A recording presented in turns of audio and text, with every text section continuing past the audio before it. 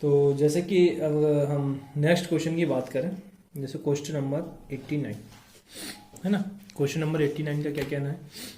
तो the enthalpy of neutralisation of the reaction CH3CW aqueous and NOH is minus का 13.2 kilo calorie पर equivalent, है ना।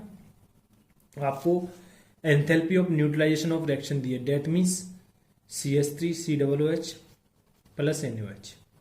ये एसिड है, ये बेस है, इनकी न्यूट्रलाइजेशन कराएंगे तो क्या हो जाएगा? CH3COONA प्लस का वाटर। इसकी जो एंथैल्पी है आपको क्वेश्चन में दे रखी है माइनस का 13.2 किलो कैलोरी पर इक्विवेलेंट। क्लियर है सर? ओके, ठीक है। आगे आपको बोलना है the equivalent and that of reaction between H2SO4 and KOH। किसमें? H2SO4 and KOH। इसकी जो न्यूट्रलाइजेशन की वैल्यू इसने दे रखी है, K2SO4 बनेगा पहले यहाँ से। इनकी रिएक्शन की जरूरत नहीं है, आपको समझाने के लिए लिखा रहे हैं। कितनी बनेगा? माइनस 13.7 किलो कैलोरी पर इक्विवेलेंट यूनिट से हमें। क्लियर है? ठीक है सर। इसमें देखो 1 मोल ऑफ वाटर बनना है, इसमें भी 1 मोल ऑफ वाटर बनना है। वैसे भी मैं आपको बता चुका था कि 1 मोल ऑफ वाटर पे 13.7 किलो कैलोरी ही आपकी क्या होती है? हीट रिलीज होती है ना। ये जब हम इस टॉपिक को पढ़ रहे थे, न्यूट्रलाइजेशन टॉपिक को जब हम बात कर चुके थे। आगे पूछा था enthalpy of dissociation of CH3COOH। सब एक्वस फॉर्म में दिए तो वो मैं मेंशन नहीं किया क्योंकि क्वेश्चन में ही लिखा है ना। तो मेंशन करने की जरूरत तो नहीं है, ऐसा ये लिक्विड ही है, ठीक है। ये तो सॉल्ट बन गया यार, है ना, ठीक है। तो आगे आपको बोला था enthalpy of dissociation of CH3COOH। आपको एक्चुअली में जो वैल्यू बतानी है वो इसकी बतानी है, CH3COOH का डिसोसिएशन की। तो डिसोसिएशन पे क्या हो जाएगा? CH3COO माइनस प्लस का H प्लस। इतना आपको आता है, मतलब हम बात कर चुके हैं, ठीक है। तो इसके लिए सबसे पहले हमको करना क्या पड़ेगा कि सर इसमें डिसोसिएशन पूछ रहा है, तो डिसोसिएशन की वैल्यू के लिए वैसे तो मैं आपको एक फॉर्मूला बताया था, अगर आपको याद हो तो। क्या फॉर्मूला बताया था? कि इन दोनों की जो टोटल एनर्जी होगी वो किसके इक्वल होना चाहिए? जो 1 मोल ऑफ वाटर रिलीज हो रहा है, यानी कि माइनस का 13.2 के। क्लियर है? अगर जो एनर्जी, अगर वैल्यू इससे कम आ रही है, इसका मतलब वो डिसोसिएशन की वैल्यू आ रही है। तो मैं आपको डिसोसिएशन के लिए फॉर्मूला वैसे बता चुका था, फॉर्मूला आपको, ठीक है। तो अगर हम इसमें वैल्यू पुट करें तो सबसे पहली बात आपको डिसोसिएशन किसका करा रहे हो? CH3COOH का। किसका करा रहे हो? CH3COOH का। तो इसका पहले तो आप डिसोसिएशन वैल्यू हमको कैलकुलेट करनी है, डिसोसिएशन ऑफ CH3COOH। क्लियर है? ठीक है। तो जैसे कि आपको क्वेश्चन में वैल्यू दी है इसके लिए 13.2, इसकी पूरी किसकी? डेल्टा H की वैल्यू, है ना। मतलब इस रिएक्शन के लिए न्यूट्रलाइजेशन की वैल्यू कितनी दे रखी है आपको? माइनस का 13.2। तो वो तो हमने लिख दी यहाँ। अब आपको पता है डिसोसिएशन में और क्या होता है, यहाँ पे वाटर भी है। तो वाटर की जो वैल्यू है, वाटर की जो वैल्यू है वो कितनी होती है? माइनस का 13.7। तो डिसोसिएशन कितना हो जाएगा? Delta H dissociation that is CH3COOH। ये माइनस का उधर जाएगा तो किसका हो जाएगा? प्लस का। तो माइनस का 13.2 प्लस का 13.7। तो फाइनली यहाँ से वैल्यू कितनी आ जाएगी? प्लस का 0.5। तो डिसोसिएशन में वैल्यू कितनी हुई? 0.5, है ना। तो इसमें कुछ भी नहीं है भाई, जो आपके पास फॉर्मूला है उस फॉर्मूला की यूज कर लो। इसकी न्यूट्रलाइजेशन वैल्यू आपको इतनी दे रखी है, तो वैसे तो आपको पता है 1 मोल ऑफ वाटर के लिए वैल्यू कितनी होती है? माइनस का 13.7। ये सब जरूरत भी नहीं पड़ेगी आपको करने की, है ना। ये एक तरीका तो आपको बता ही दिया, बट आप बिना पेन चलाए कैसे इस क्वेश्चन को कर सकते थे।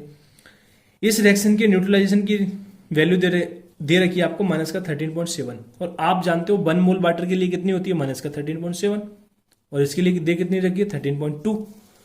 तो हम ये जानते हैं अब जो एनर्जी बीच में यूज हुई है वो किस में हुई होगी? ये वीक एसिड है, ये तो स्ट्रॉन्ग बेस है, ये वीक एसिड है, तो वीक एसिड की डिसोसिएशन में यूज हुई होगी। तो जो वैल्यू पूछा तो आप सीधा वैसे ही इससे माइनस कर देते, वही वैल्यू आती है। और डिसोसिएशन में एनर्जी देनी पड़ती है तो हमेशा पॉजिटिव साइन के साथ लिखोगे, है ना। तो इस टाइप के क्वेश्चंस में आपको कराया था, बहुत सारे क्वेश्चंस कराया था, और यहाँ बोला भी था कि आप ऐसी चीजों को याद रखोगे तो थोड़ा आसानी हो जाएगी। और ये वैल्यू तो आपको याद ही है, माइनस का 13.7 1 मोल ऑफ वाटर के लिए। खैर फाइनली आपका इसका ऑप्शन कौन सा हो जाएगा, बॉम्बे बी प्लस का 0.5 किलो कैलोरी पर इक्विवेलेंट, है ना। इसमें माइनस वाला भी ऑप्शन दिया है, पर आपको याद रखना है डिसोसिएशन में हमेशा एनर्जी देनी पड़ती है। Clear, okay. अब जैसे कि क्वेश्चन नंबर 90 की हम बात कर लेते हैं। क्वेश्चन नंबर 90 में आपको बोला है the absolute enthalpy of neutralisation of the reaction, आपको रिएक्शन दे रखी है और उसकी एब्सोल्यूट एंथैल्पी ऑफ न्यूट्रलाइजेशन पूछ रहा है। क्लियर है, सेम क्वेश्चन है पर अपन इसको भी करेंगे जैसे एमजीओ सॉलिड प्लस का 2HCl एक्वस और आगे दे रखा है MgCl2 ए लिखा है ना, एक्वस ही है वो, फिर एक्वस जो भी है क्या, इससे आपको फर्क पड़ने वाला नहीं है, H2O लिक्विड है ना। बिल बी आपको पूछा है क्या वैल्यू होगी, ऑप्शन ए दे रखा है इसमें 57.33 किलोजूल पर मोल, है ना। ऑप्शन बी दे रखा है माइनस का 57.33 किलोजूल पर मोल। ऑप्शन सी दे रखा है ग्रेटर देन माइनस का 57.33 किलोजूल पर मोल। ऑप्शन डी दे रखा है लेस देन माइनस का 57.33 किलोजूल पर मोल। यूनिट सब में सेम है तो यूनिट इसलिए अपने लिखी नहीं है। तो आपको इसकी एंथैल्पी ऑफ न्यूट्रलाइजेशन की वैल्यू बतानी है, absolute enthalpy of neutralisation of the reaction आपको ये बतानी है। क्लियर है, तो अब देखो इसकी एब्सोल्यूट वैल्यू आपको बतानी है कि क्या होगी। तो इसमें आपको मतलब ये सब जानने की जरूरत नहीं है वैसे 90 क्वेश्चन में कि कैसे करना है। तो आपको लॉजिक वही साफ है कि 1 मोल ऑफ वाटर इसमें फॉर्म हो रहा है, तो वैल्यू होनी कितनी चाहिए थी 13.7 किलो कैलोरी, है ना। पर मोल की बात करेगा तो पर मोल, पर इक्विवेलेंट की बात करेगा तो पर इक्विवेलेंट। ये तो होगी किलो कैलोरी में, पर किलोजूल में हम बोले थे किलोजूल में कितनी होती है इसकी वैल्यू 57.1 किलोजूल पर मोल होती है। क्या होती है 57.1 किलोजूल पर मोल। ये कहां होती है किलोजूल में जब आप वैल्यू इसकी कैलकुलेट करते हो। क्लियर है, ठीक है सर। तो अब आपको देखना है इसमें करेक्ट ऑप्शन कौन सा होगा कि इसकी वैल्यू न्यूट्रलाइजेशन की इस रिएक्शन के लिए क्या होगी। ये तो एक स्टैंडर्ड वैल्यू निकाल ली, ये अपन वैल्यू निकालते कैसे थे 30.7 इंटू 4.2 करके, है ना, जूल में। तो ये आपको याद होगा। तो आप देखो ये वैल्यू सबसे पहले आपको यहां जाना है, यही आपको बता सकता है। ये कैसे बता सकता है, आपको पता है ये क्या है, बीक है, बीक ऑक्साइड है ना। Mg आपका क्या है, बीक बेस है। मैं अगर बेस के टर्म में बात करना चाहिए, ये HCl एसिड है, ये बीक बेस है। ये मैं लिस्ट आपको बता चुका हूं पहले कि स्ट्रॉन्ग एसिड क्या होते हैं, स्ट्रॉन्ग बेस क्या होते हैं। तो ये बीक बेस है, तो आपको सीधा सा पता है, क्या पता है कि इसके डिसोसिएशन के लिए कुछ एनर्जी यूज हुई होगी। इसका मतलब ये हुआ कि जो एनर्जी आपकी आने वाली है वो क्या है, इससे कम आने वाली है। क्या है, इससे कम वैल्यू आने वाली है। तो आपका करेक्ट ऑप्शन कौन सा हो जाएगा, दिल्ली, डेट इज डी, है ना, डेट इज डी, है ना। आई थिंक उसकी वैल्यू यार ये आती है, ये तो मैंने आपको एब्सोल्यूट इस रिएक्शन की वैल्यू बता दी, ठीक है। तो आप बस इतना याद रखोगे कि इसमें बीक बेस आ रहा है, बीक बेस को डिसोसिएट करने में कुछ एनर्जी यूज होगी, तो जो आपकी एब्सोल्यूट वैल्यू है 57 जो भी है ना, तो उससे क्या आएगी, कम आएगी। समझ गए ना, सब में सेम वैल्यू दे रखी है, तो आपको तो कम वाला ऑप्शन देखना। कौन सा हो गया, दिल्ली डी। उम्मीद करता हूं क्लियरिटी हो गई होगी। इसके बाद मैं आपको ले चलता हूं क्वेश्चन नंबर 92 के पास। क्वेश्चन नंबर 92 का क्या कहना है, the enthalpy of neutralisation of oxalic acid by a strong base is minus का 25.4 किलो कैलोरी। ये बोला है जो enthalpy of neutralisation of oxalic acid कितना दे रखा है इनने, न्यूट्रलाइजेशन की वैल्यू कितनी दे रखी है, माइनस का 25.4 किलो कैलोरी पर मोल। क्लियर, ठीक है सर। आगे बोल रहा है the enthalpy of neutralisation of strong acid and strong base is minus का 13.7। तो मतलब ये हुआ strong acid and strong base का जब आप न्यूट्रलाइजेशन कराते हो तो उसकी वैल्यू दे रखी है माइनस का 13.7 किलो कैलोरी पर मोल। ये तो आपको मैं याद रखने को बोला था, तो आपको याद भी है तो बहुत अच्छी बात है, नहीं तो क्वेश्चन में इसमें दे रखी है। ठीक है, ओके। आपसे पूछ रहा था enthalpy of dissociation of, enthalpy of dissociation of C2H2O4 oxalate इसी को बोलते हो आप, कितनी होगी? तो 2H प्लस में कन्वर्ट होगा, प्लस का C2O4 माइनस 2 में। तो इसकी डिसोसिएशन एंथैल्पी आपको बतानी है। क्लियर है? ठीक है सर। तो अब इसमें आपको देखने वाली बात यह है कि इस क्वेश्चन के अंदर आप दो तरीके से वैल्यू कैलकुलेट कर सकते हैं। सर कैसे? एक तरीका तो ये हुआ कि इस क्वेश्चन में जो वैल्यू आपको ऐसे कैलकुलेट कर लोगे कि ये वैल्यू आपको दे रखी है, एक ये दे रखी है, तो ये आपकी एक्चुअल वैल्यू है, ये आपकी ऑक्जेलेट की न्यूट्रलाइजेशन की वैल्यू है, जैसे कि ऊपर वाला कराया।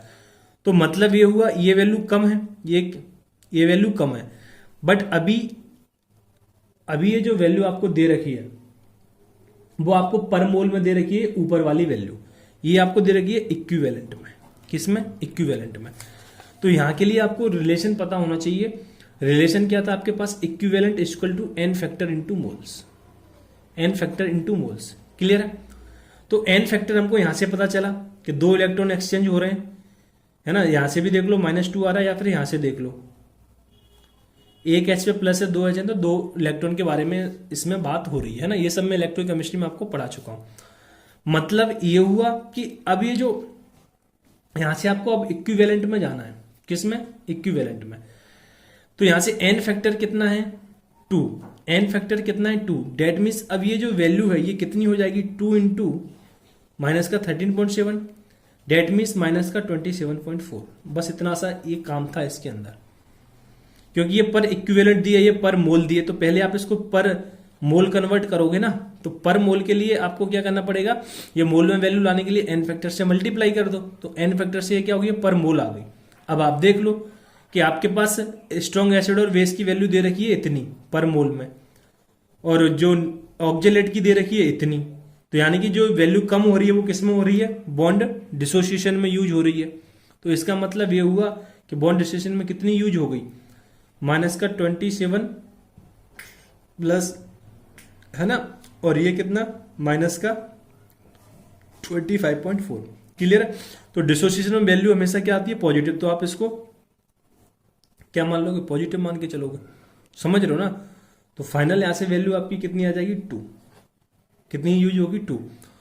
अगर आप भाई मेथड से ही जाना चाहते हो तो फिर आप वही मेथड लगाओ। कौन सा मेथड? जो आपको थोड़ी देर पहले बताया हूं सर, ये कि आपका कितना है? माइनस का 25.4। ये इक्वल हो जाएगा किसका? Dissociation of oxalate C2O4 H2C2O4 plus का माइनस ऑफ 27.4। क्लियर है? समझ में आता है? डिसोसिएशन ऑफ ऑक्जेलेट निकालना है C2O4, इसको आप कैसे करोगे? माइनस का 25.4, ये माइनस उधर जाएगा तो किसका हो जाएगा? प्लस का 27.4। तो कितना आ रहा है? 2। ऐसे ही कर सकते हैं ना। यहां थोड़ा डायरेक्ट बता रहा था। ये आपका प्रोसेस है ना, ये आपका क्या है? प्रोसेस है। क्लियर है? तो उम्मीद करता हूं ये चीज भी आपकी क्लियर हो गई होगी। ओके, तो अगर हम अब नेक्स्ट क्वेश्चन की बात करें तो नेक्स्ट क्वेश्चन है हमारा 97 क्या बोलता है? 97 का कहना है when 20 ml of strong acid, क्या 20 ml of strong acid, strong acid कैसा है? कितना है? 20 ml।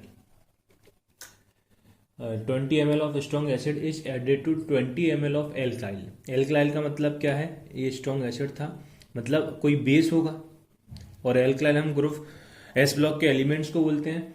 तो इसमें उसमें भी एल्काइल और एल्काइल अर्थ मेटल होता है ना। तो एल्काइल भी कैसे होते हैं? स्ट्रॉन्ग बेस होते हैं। क्या होते हैं? स्ट्रॉन्ग बेस होते हैं। ये भी कितना बोला है? 20 ml, है ना। तो क्या है क्वेश्चन?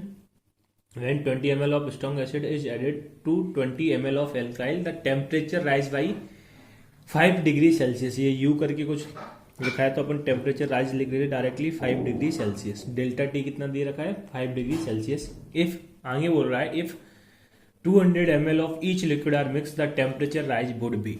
ये बोल रहा है कि जब आप 20 ml स्ट्रॉन्ग एसिड और बेस को मिक्स करते हो तो 5 डिग्री टेम्परेचर क्या होता है? राइज करता है। तो बोला आप इसकी जगह आप 200, इनका कहना जब आप strong acid plus strong base, इसको मिक्स करते हो कितना 20 ml। तो यहां से जो पहली बात तो एसिड और बेस की रिएक्शन से क्या फॉर्म होता है, सॉल्ट प्लस वाटर। क्लियर। तो यहाँ इनका कहना है कि डेल्टा टी है, डेट मीन्स टेम्परेचर राइज कितना होता है 5 डिग्री सेल्सियस। अब ये बोल रहे हैं इसकी जगह आप अगर 200 ले लो, इसकी जगह भी 200 ले लो, तो टेम्परेचर कितना इंक्रीज होगा। तो भाई इसमें अगर हम बात करें हीट ऑफ न्यूट्रलाइजेशन की, क्योंकि यहाँ क्या हो रहा है, न्यूट्रलाइजेशन हो रहा है, डेट मीन्स डेल्टा एच कितना होता है माइनस का 57.1। क्लियर है, माइनस का 57.1। ये हम पहली इसमें बात कर चुके हैं, है ना। या फिर बोले ये किस में होता है किलोजूल पर मोल, या फिर कैलोरी में लिखेंगे तो 13.7 किलो कैलोरी। क्लियर है। तो यहाँ पे ये तो फिक्स, और डेल्टा एच आता कहाँ से है, एनसीवी डेल्टा टी, अगर हम जनरल फॉर्मूले की बात करें तो। ठीक है। तो हम मेरा बोलने का मतलब ये है कि आपने अगर जो वाटर है 1 मोल ऑफ वाटर के लिए आपने पहले ही बोल रखा है हीट तो क्या है, फिक्स है। जब हीट फिक्स है तो जैसे हम बॉम्ब कैलोरीमीटर में पढ़ा था कि जो हीट में एंथैल्पी में जो चेंज आ रहा था वो किसकी वजह से आ रहा है, टेम्परेचर राइज की वजह से आ रहा था। जो अपने इंस्ट्रूमेंट ले रखा था उसके वाटर का टेम्परेचर इंक्रीज हो रहा था। तो यहाँ बोलने का मतलब इतना सा है, जब आपका ये कांस्टेंट है 1 मोल के लिए तो भाई टेम्परेचर भी आपका क्या रहेगा, कांस्टेंट होगा। आप कितना भी वाटर लो, दोनों का सेम ले रहे हो, दोनों स्ट्रॉन्ग है, कोई भी इसमें आपका डिसोसिएशन में भी एनर्जी यूज नहीं हो रही है। तो डेट मीन्स जिसमें भी डेल्टा टी कितना हो जाएगा 5 डिग्री सेल्सियस। तो आपको याद इतना सा रखना है कि डेल्टा एच के लिए, मतलब याद क्या, अपन पहले ही बहुत सारे क्वेश्चन कर चुके हैं कि H2A के लिए जो डेल्टा एच है उसकी वैल्यू फिक्स है 1 मोल के टर्म में। तो भाई टेम्परेचर भी कितना होगा, आप कितना भी ले लो 1 मोल के लिए तो वैल्यू फिक्स रहेगी। जब हीट रिलीज होना फिक्स है तो टेम्परेचर भी इंक्रीज होना फिक्स हो जाएगा, क्योंकि टेम्परेचर तो उससे ही बढ़ रहा है, दूसरे भी में बोल रहा है कि नहीं। ठीक है। इसके बाद हम बात करते हैं क्वेश्चन नंबर 100।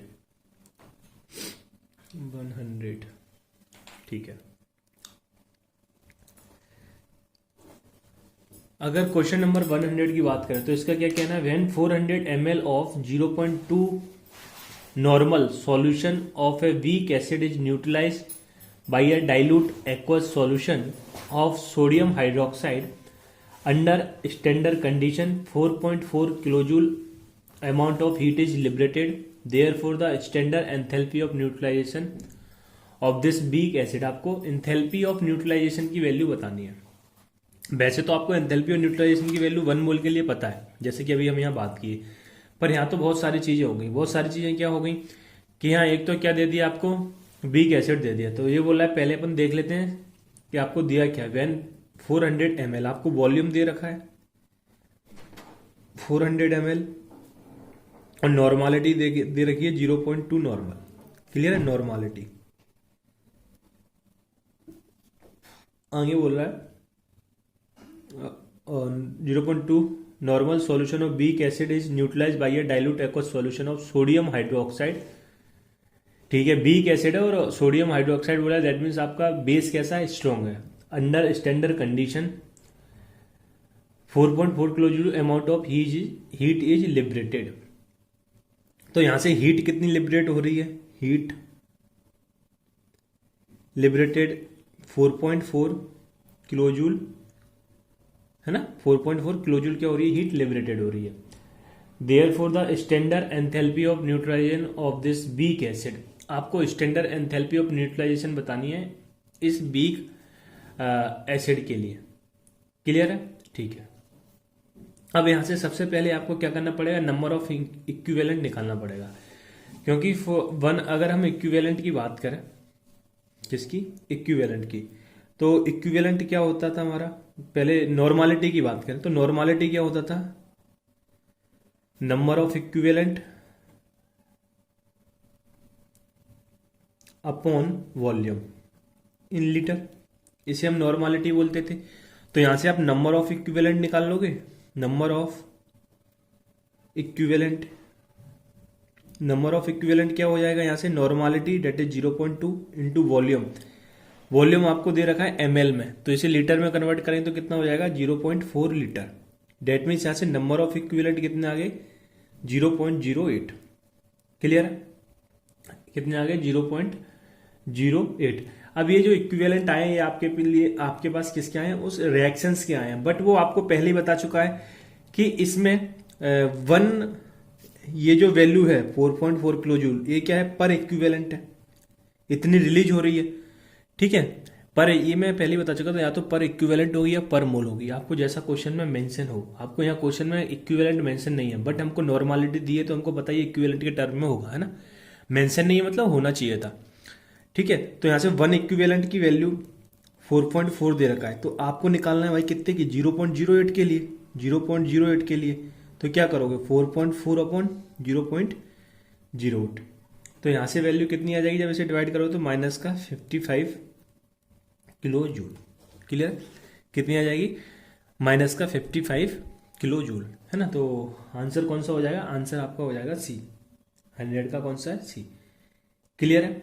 फिर से एक बार देख लो, आपको वॉल्यूम दे रखा है और नॉर्मालिटी दे रखी है ना। क्या दे रखा है, वॉल्यूम और नॉर्मालिटी, और आपको बोल रखा है एक तो स्ट्रॉन्ग बेस है और एक क्या है, बीक एसिड है, एक क्या है, बीक एसिड है। क्लियर है। और इसकी न्यूट्रलाइजेशन की जो वैल्यू दे रखी है 4.4 दे रखी है। अब इसका मतलब क्या है ना, इसका मतलब क्या है, अब इसमें जो वैल्यू कम आ रही है वो क्यों आ रही है, क्योंकि इसमें बीक एसिड है तो उसके डिसोसिएशन में वैल्यू कुछ यूज हो रही होगी।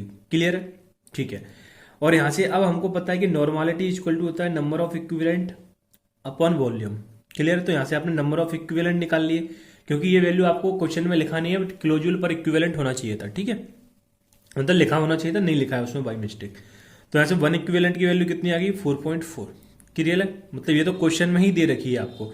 जब रिएक्शन आपको अननोन में दिए तो आपको यहाँ जो वाटर का फॉर्मेशन मानना है, न्यूट्रलाइजेशन के लिए जो रिएक्शन में मानना है वो कितना मानना है, वन ही मानना है, 1 मोल।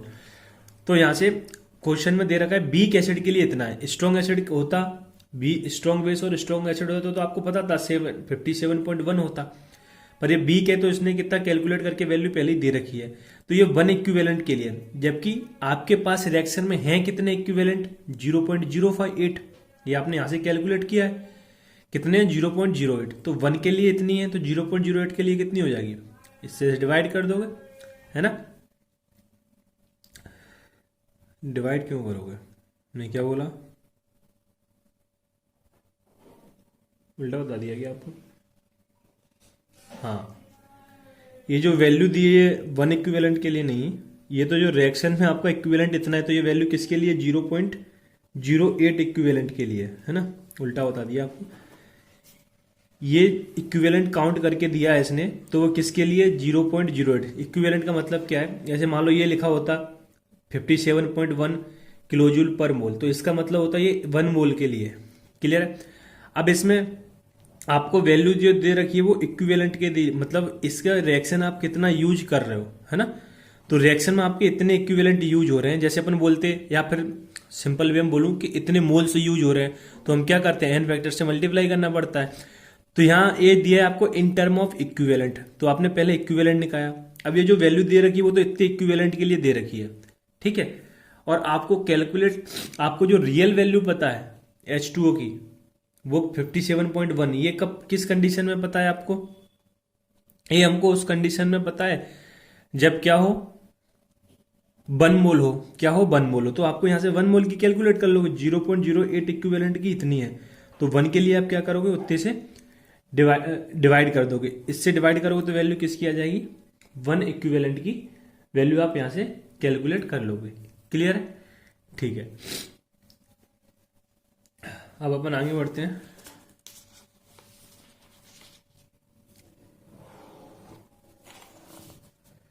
इस क्वेश्चन में कंफ्यूज ना हो जाना यार, है ना, पहला मैं उल्टा बता दिया था, यहाँ 0.08, तो इसे ये वैल्यू 0.08 के लिए, 1 के लिए नहीं है, 1 के लिए तो आपको कैलकुलेट करना है, ठीक है। ओके, उम्मीद करता हूँ क्लियर हो गया होगा, ठीक है। अब इसके बाद हम क्वेश्चन नंबर चलते हैं 102, है ना, 102, 102 अदर एंथैल्पी हैज लो, ठीक है, इधर कर लेते हैं।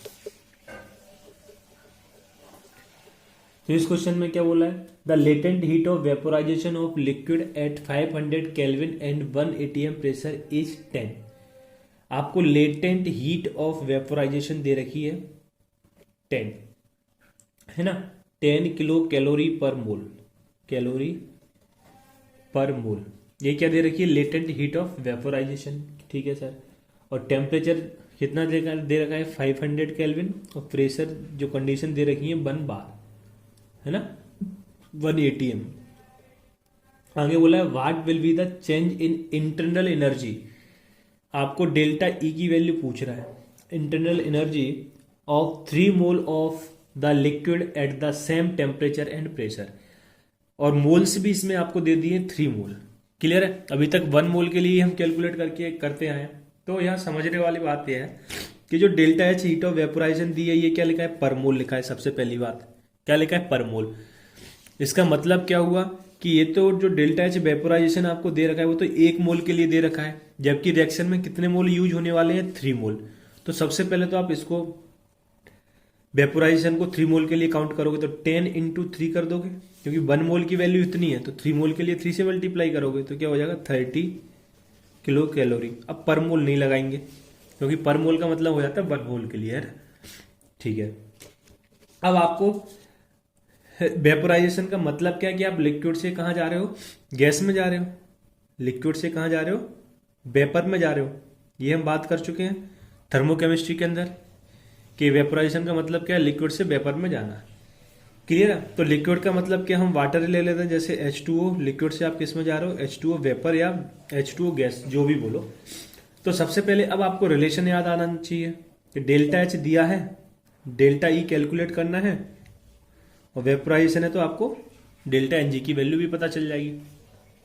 क्लियर है, तो यहां से सबसे पहले आप डेल्टा एनजी की वैल्यू कैलकुलेट करो तो क्या होगा, product side minus reactant side, that is 1। ये वेपर बोलो या गैस बोलो, बात एक ही है, ठीक है।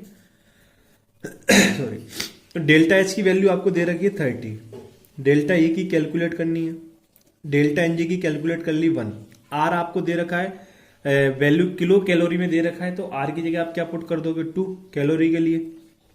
हाँ, टेम्परेचर 500 केल्विन दे रखा है, आपको नीचे क्वेश्चन में बोला है ना कि सेम टेम्परेचर एंड प्रेशर, लेकिन ये किलो कैलोरी में, ये कैलोरी में, तो 1000 से डिवाइड कर दोगे कैलोरी के लिए, 500 से 2 टाइम्स 2 से 2, डेट मीन्स डेल्टा ई कितना हो गया 30 माइनस का 1। तो यहां से डेल्टा ई की वैल्यू कितनी आ गई, 1 क्यों कर दिया, मोल्स की वैल्यू भी इसमें क्वेश्चन में क्या कर रही है, अपन को दे रखी है, तो हमने इसमें मोल्स की वैल्यू दे रखी है, मतलब ये 3 मोल, ये 3 मोल पहले ही बोल रखा है ना 3 मोल के लिए, तो ये कितना हो जाएगा 3 माइनस का 0, डेट इज 3। यार बोलते भी नहीं हो तुम लोग, है ना, तो यहाँ कितना करोगे 3, ठीक है। तो यहाँ कितना हो गया, जो 3 हो जाएगा, क्योंकि ये 3 होगा ना, तो ये कट गया, कितना हो गया 3। That means finally delta E की वैल्यू कितनी आ गई 27 kilo calorie, 27 kilo calorie. Option number कौन सा है इसमें, ऑप्शन नंबर ए, ऑप्शन नंबर ए। अब देखो इस क्वेश्चन को आप बिना सॉल्व किए भी कर सकते थे। अगर आपको याद हो तो मैंने आपसे बोला था, क्या बोला था सर आपने, कि डेल्टा एच और डेल्टा ई में मैक्सिमम 5 से 6 यूनिट का डिफरेंस आता है, इससे ज्यादा डिफरेंस नहीं आता। तो आप ऑप्शन चेक कर लो, ऐसा कोई ऑप्शन नहीं है एक ऑप्शन के अलावा जिसमें इतना डिफरेंस हो। ऐसे डेल्टा एच की वैल्यू 10 है, तो 3 मोल के लिए बात करें तो पहले तो आपको 30 सोचना है, फिर आपको सोल्व करना है। तो 30 के आसपास देखो कितने ऑप्शन है, सिर्फ एक ऑप्शन है 27, एक तो -27 है तो वो तो वैसे ही हट गया, एक -13 है वो भी वैसे ही हट गया। अब बचता कौन सा है 27 और 13। तो 13 में तो कितना डिफरेंस है समझ रहे हो, 30 से लेके 13 तक कितना डिफरेंस है, बहुत ज्यादा। तो आप कौन सा कर देते इसमें, बिना पेन यूज किए इसको आप आंसर टिक कर देते 27, कितना 27। क्लियर है, ओके। अब इसके बाद जैसे कि नेक्स्ट क्वेश्चन है 103। 103 में क्या है, आपको बोला था change on energy of freezing 1 kg of liquid water at 0 and 1 ATM as. तो सबसे पहली बात तो इसमें क्या है कि इसमें डाटा इनसफिशिएंट मैं बोल सकता हूँ, क्योंकि इसमें enthalpy of fusion of ice नहीं दे रखी है और नहीं enthalpy of freezing of water दे रखा है ना। तो या तो आपको याद होना चाहिए, तो ये डाटा क्वेश्चन में देना चाहिए था, है ना, पहली बात। तो इसमें आप डाटा ये इंक्लूड कर लो, क्या enthalpy of fusion of ice, fusion of ice ये होता है 6.03 किलो जूल पर मोल, enthalpy of fusion of ice ये आप क्वेश्चन में मेंशन कर लोगे। ये एंथैल्पी ऑफ फ्यूजन का मतलब क्या है कि आप सॉलिड से कहाँ जा रहे हो, लिक्विड में जा रहे हो, ठीक है। और ये कब एट 0 डिग्री सेल्सियस। सेकेंड है enthalpy of freezing of water, enthalpy of freezing of water, freezing of water, वो आपका होता है -0.03 किलोजूल पर मोल एट 0 डिग्री सेल्सियस, है ना। तो फ्रीजिंग का मतलब क्या है, आप लिक्विड से फिर से सॉलिड में जा रहे हो, तो वो इसका उल्टा हो जाएगा ना। तो आपको एक चीज ये देनी चाहिए थी, enthalpy of freezing of ice, enthalpy of fusion of ice. तो फ्यूजन ऑफ आइस आपको देते तो आप enthalpy of freezing of water आप कैलकुलेट कर लेते, क्योंकि ये जस्ट उसका उल्टा हो रहा है। किसका, फ्रीजिंग ऑफ आइस का। ये फ्रीजिंग ऑफ आइस है, ice freezing of fusion of ice. Fusion of ice का मतलब क्या है, सॉलिड से लिक्विड में जाना। और फ्रीजिंग ऑफ वाटर का मतलब क्या है, लिक्विड से सॉलिड मानना। तो ये प्लस में तो ये भी क्या हो जाएगी, माइनस हो जाएगी, यानी एक दूसरे का रिवर्स हो रहा है। आप सॉलिड से लिक्विड में जा रहे हो तो ये लिक्विड से सॉलिड जाओगे, मतलब यहाँ क्या हो रहा है, लिक्विड से सॉलिड जाओगे। तो यहाँ आपने लाप्लास लॉ में पढ़ा था कि ये रिएक्शन रिवर्स होने पर इसका साइन भी क्या हो जाता है, चेंज हो जाता है। क्लियर है। तो एक चीज मेंशन होना चाहिए था। दूसरी बात, यहाँ आप जो enthalpy change of enthalpy change of energy, the change of energy on freezing 1 kg of liquid water at 0 degree Celsius होना चाहिए था। जो वहाँ उसने 0 टेम्परेचर एंड ATM लिख दिया, वहाँ 0 डिग्री सेल्सियस लिख लोगे, है ना। तो अब देखो यहाँ से आपको ये पता है that is enthalpy change, enthalpy change on freezing of 18 gram of water. जो भी पर मोल लिखा है इसका मतलब ये क्या है, 1 मोल के लिए एट 0 डिग्री सेल्सियस पर वो कितनी है, माइनस का 6.03 किलोजूल पर मोल, है ना। पर मोल लिखा है, यानी कि ये 1 मोल के लिए। और 1 मोल ऑफ वाटर में कितना वेट होता है, 18 ग्राम। यानी कि मैं ये बोल सकता हूं कि ये कितने के लिए, 80 ग्राम के लिए है 6.003। क्लियर है। ये किसके लिए, 18 ग्राम ऑफ वाटर के लिए है। तो आपको इसमें पूछ रहा है, आपको बताना है the change of energy of freezing 1 kg of liquid के लिए। तो भाई 18 ग्राम ऑफ लिक्विड के लिए इतना है, फ्रीजिंग का मतलब लिक्विड के लिए बात कर रहे हैं। तो 1 kg का मतलब क्या हो गया, 1000 ग्राम। तो 1000 के लिए क्या करोगे, 18 से डिवाइड कर दोगे तो 1 की वैल्यू आ जाएगी, और 1000 से मल्टीप्लाई करोगे तो 1000 की आ जाएगी। तो फाइनली यहाँ से जो वैल्यू कैलकुलेट करने के लिए आती है, -335 किलोजूल वैल्यू आती है, जो कि इसमें ऑप्शन नंबर सी में दे रखा है, माइनस का 33.4 किलोजूल पर केजी। तो अपन तो इसको आप क्या करोगे कि इसको 335 कर लोगे, ऑप्शन में भी चेंज कर लोगे कैलकुलेशन करने पे। वैसे अप्रोक्स आ रहा है तो आप उसकी जगह भी पुट कर सकते हो, है ना। ठीक है। और दूसरी बात ये, अब केजी में नहीं आया, ग्राम में आया, तो ये क्वेश्चन में पूरा गड़बड़ है एक तरीके से, है ना। क्योंकि हमने ये ग्राम में कैलकुलेट कर ली, तो ग्राम है 1 ग्राम के लिए पहले कैलकुलेट किया, फिर 1000 ग्राम के लिए कैलकुलेट किया, हमने केजी में कैलकुलेट ही नहीं किया है। क्लियर है। तो ये वैल्यू आपकी किलो केजी पर ग्राम आप बोल सकते हो, किलो जूल, है ना। ठीक है। तो आपको इसमें क्वेश्चन में काफी कुछ चेंज करना है, बट क्वेश्चन में था कुछ भी नहीं। आपको ये चीज दी होती तो आप 1 मोल के लिए दिया है, 1 मोल में 18 ग्राम होता है, 18 ग्राम के लिए इतना है, तो 1000 के लिए कितना होगा। सिंपल सा क्वेश्चन था बिल्कुल, बस उसमें इंफॉर्मेशन की वजह से वो क्वेश्चन गड़बड़ हो गया, है ना। अब इसके बाद हम बात करते हैं क्वेश्चन नंबर 104 की, यानी कि 104 की। इसमें क्या बोला है, when a solid melt there is, जब सॉलिड मेल्ट होगा तो क्या होगा। ऑप्शन ए दिया है 104। इसमें बोला है when a solid melt there is an increase in enthalpy. Option A में बोल रहा है कि एंथैल्पी इंक्रीज होगी, और ऑप्शन बी में बोल रहा है कि decrease in enthalpy, decrease in enthalpy. Option C में बोला है no change in enthalpy, no change in enthalpy. और ऑप्शन डी में बोला है decrease in internal energy, decrease in internal energy. Clear है। प्रोसेस क्या बोला, जब सॉलिड को आप क्या करते हो, मेल्ट करते हो, है ना। अब आप सॉलिड को क्या कर रहे हो, मेल्ट कर रहे हो, तो ये एक कैसी प्रोसेस है, एक एंडोथर्मिक रिएक्शन है ना। क्योंकि इसमें आप क्या करो, हीट ऑब्जर्व करा रहे हो, तो इसमें क्या होगा, आपकी एंथैल्पी क्या होगी, इंक्रीज होगी। मतलब क्या होगा, मान लो ये कोई सॉलिड बॉक्स है आपके पास, अब इसको आपने क्या कराना है, मेल्ट कराना है। क्या कराना है, मेल्ट कराना है। तो मेल्ट करा के कुछ ऐसी फॉर्म में आ जाएगा ये, क्लियर है। तो मेल्ट कराने के लिए आप क्या करोगे, इसको हीट देना पड़ेगा।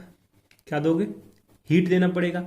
तो मतलब ये हुआ कि इस सिस्टम की, यानी कि इस मेल्ट की जो हीट है वो क्या हो रही है, इंक्रीज हो रही है। हीट इंक्रीज हो रही है, हीट इंक्रीज हो रही है, दैट मीन्स क्या हो रहा है, आपकी एंथैल्पी, एंथैल्पी क्या हो रही है, इंक्रीज हो रही है। मैं आपको याद करो फर्स्ट लॉ ऑफ थर्मोडायनेमिक्स बताया था, तो उसमें भी मैं आपको उसका प्रूविंग कैसे किया था, ऐसे ही किया था कि आप हीट दोगे तो उसको ऐड हो जाएगी। तो ऐड होने का मतलब क्या है, इंक्रीज हो रही है। तो यहां से हम क्या बोल सकते हैं कि एंथैल्पी क्या होगी, एंथैल्पी क्या होगी, इंक्रीज होगी। Clear, okay. जैसे कि नेक्स्ट क्वेश्चन 105,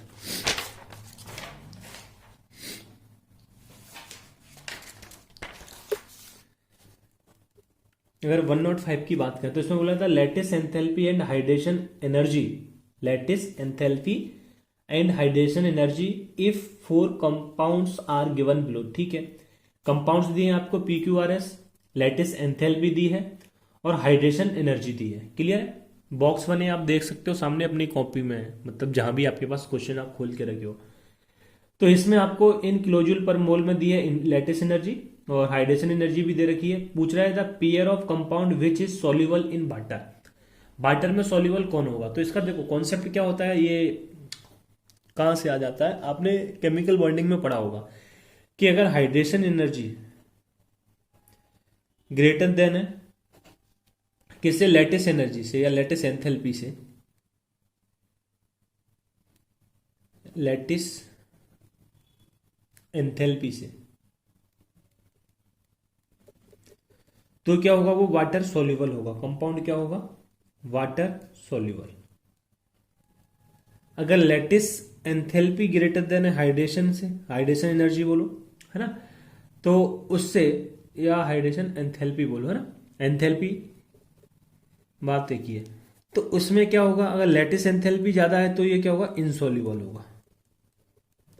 क्लियर है, ये हम केमिकल बॉन्डिंग में पढ़ते हैं। सर इसका लॉजिक क्या है, इसका लॉजिक ये है यार कि मान लो एक लैटिस एंथैल्पी का मतलब क्या है, किसी लैटिस को आप तोड़ने के लिए जो एनर्जी दे रहे हो, है ना। और हाइड्रेशन का एनर्जी का मतलब क्या है, हाइड्रेशन का मतलब है कि आप वहां वाटर के साथ बॉन्ड का फॉर्मेशन करा रहे हो और उससे एनर्जी क्या होगी, रिलीज होगी। हाइड्रेशन में क्या होगा, एनर्जी रिलीज होगी। और लैटिस एंथैल्पी का मतलब क्या है, आपको एनर्जी देनी पड़ेगी, एनर्जी एब्जॉर्ब होगी। क्लियर है। अब लैटिस में भी दो, अब लैटिस में भी आप क्या कर रहे हो, जब हाइड्रेशन करा रहे हो इसका मतलब आपके पास कोई सॉलिड ही होगा। लैटिस जब भी तो आप हाइड्रेशन करा रहे हो तो इसमें आपको एनर्जी देना पड़ रहा है, इससे रिलीज हो रहा है। तो सॉल्युबल कब होगा, जब रिलीज एनर्जी ज्यादा हो जाएगी लेटेस्ट एनर्जी से, यानी कि जो एब्जॉर्ब करा रहे हो, तो ही वो क्या होगा, आपका सॉल्युबल होगा। क्लियर है। तो अब ऐसे हम देख सकते हैं, वैल्यू सामने दे रखी है। जैसे पी के लिए जो लैटिस एंथैल्पी की वैल्यू है वो दे रखी है +780 और हाइड्रेशन एंथैल्पी की जो वैल्यू है वो दे रखी है -920। अब यहां से हम क्या बोल सकते हैं कि इसमें जो हाइड्रेशन एनर्जी है वो ज्यादा है। अब यहाँ माइनस सिंबल नहीं देखना है, माइनस तो ये बता रहा है कि इसमें एनर्जी रिलीज हो रही है, समझ रहे हो ना। तो इसका मतलब पी तो क्या हो गया, आपका सॉल्युबल हो गया। Very good. अब हम आ जाते हैं क्यू पे। क्यू में जो लेटेस्ट एंथैल्पी दे रखी है +1012 और हाइड्रेशन एनर्जी दे रखी है -182। तो अब देखो ज्यादा किसकी है, क्यू की। डेट मीन्स लेटेस्ट एंथैल्पी ज्यादा है तो ये सॉल्युबल नहीं होगा। अब आ जाओ आर पर। आर में वैल्यू दे रखी है +828 और इसकी दे रखी है -878। तो यहां माइनस, फिर से बोलो, माइनस सिर्फ ये बता रहा है कि एनर्जी रिलीज हो रही है। क्लियर है। तो ये वाली वैल्यू ज्यादा है इससे, मतलब ये भी आपका क्या है, सॉल्युबल है। अब आ जाते हैं RS, है ना, ऋषि शर्मा नहीं है ये, वो अलग है RS, है ना। तो इसका मतलब क्या है, +3 +632 दिया क्या, लेटेस्ट एंथैल्पी। और ये कितना दिया, लेट हाइड्रेशन एंथैल्पी माइनस का 600। तो ज्यादा कौन सा है, ये वाला। माइनस सिंबल सिर्फ ये बताता है रिलीज हो रही है। तो ये मतलब ये भी आपका सॉल्यूबल नहीं होगा क्योंकि लेटेस्ट एंथैल्पी ज्यादा है। तो हम बोल सकते हैं कौन सा ऑप्शन करेक्ट होगा जिसमें P और R होगा, क्या P और R होगा। तब देख लो ऑप्शन नंबर किस में P और R दिया है आपको, तो P और R आपको दे रखा है ऑप्शन नंबर डी में, किसमें, दिल्ली में। तो आपका करेक्ट आंसर कौन सा हो जाएगा, D, that is Delhi. Clear है, करेक्ट आंसर कौन सा हो गया, Delhi, that is D. Clear है, ठीक है।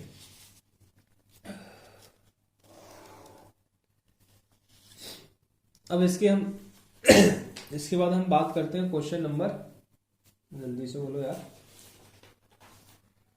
क्वेश्चन नंबर 122 है ना, क्वेश्चन नंबर, अच्छा अभी 188 बचा है, क्वेश्चन नंबर 118 नहीं 118, 118 है ना।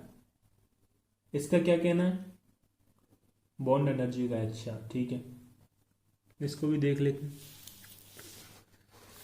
जैसे कि इस क्वेश्चन का कहना है the standard enthalpy of formation of NH3 is minus का 46 किलो जूल पर मोल।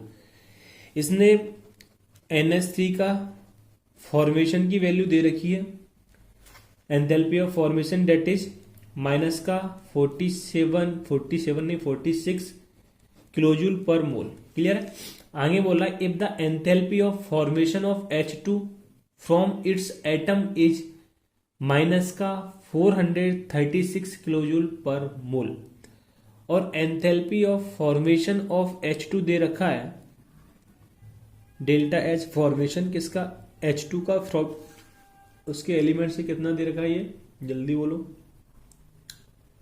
माइनस का 436 किलोजूल पर मोल। आगे बोला and that of N2 as minus का 712 किलोजूल पर मोल, और N2 का कितना दे रखा है, माइनस ऑफ 712 किलोजूल पर मोल। आगे बोल रहा है the average bond enthalpy of NH bond in NH3। आपको average bond enthalpy, average bond enthalpy of NH पूछ रहा है इन NH3। क्लियर है, यानी कि आपको NH की बॉन्ड एंथैल्पी बतानी है। तो सबसे पहली बात, आपको तीन फॉर्मेशन की वैल्यू दी है, तो यहां से आपको समझ में आ गया होगा सर रिएक्शन क्या लिखने वाले हैं। फॉर्मेशन अमोनिया का हो रहा है, डेट मीन्स NH3 का हो रहा है ना, और आपको क्या दे रखा है, और NH3 का फॉर्मेशन कहां से होता है, N2 प्लस H2 से।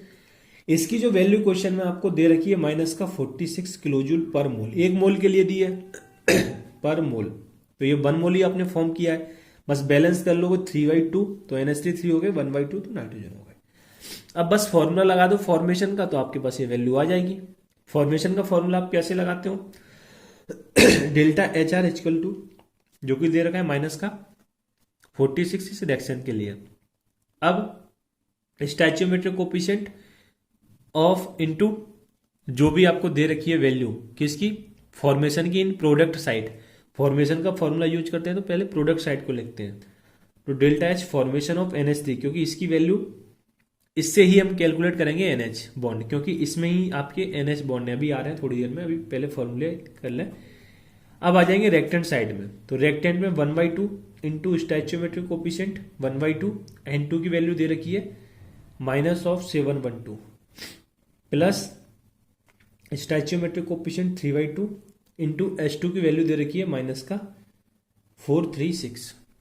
Clear, okay.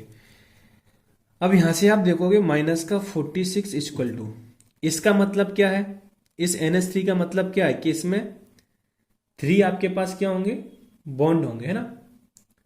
तो डेल्टा H फॉर्मेशन की जगह मैं यहाँ सिर्फ डेल्टा H फॉर्मेशन की जगह आप यहाँ NH3 है, तो आपको यहाँ तो बॉन्ड निकालना है किसका, NH3 का।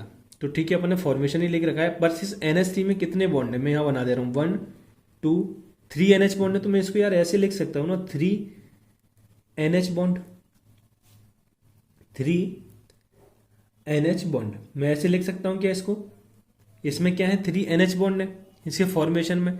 देखो यहाँ आपने देख लिया NH3 में, ठीक है, माइनस ऑफ, अब इसको कैलकुलेट कर लो, माइनस का 3 5 1 6 12 है ना, ठीक है, और ये कितना है माइनस का 654। अब यहां से माइनस का 46, 3 NH बॉन्ड और माइनस ऑफ माइनस, ये दोनों वैल्यू अंदर माइनस है तो चलो पहले माइनस में लिख दे, -1010 ये दोनों को ऐड करने पर, तो माइनस का 46 equal to 3NH minus minus हो गया प्लस का 1010, ये इस साइड आएगा तो किसका हो जाएगा माइनस का, that means 3NH equal to आपका कितना हो जाएगा माइनस का 1056। तो NH इक्वल टू कितना आ जाएगा, NH की जो वैल्यू है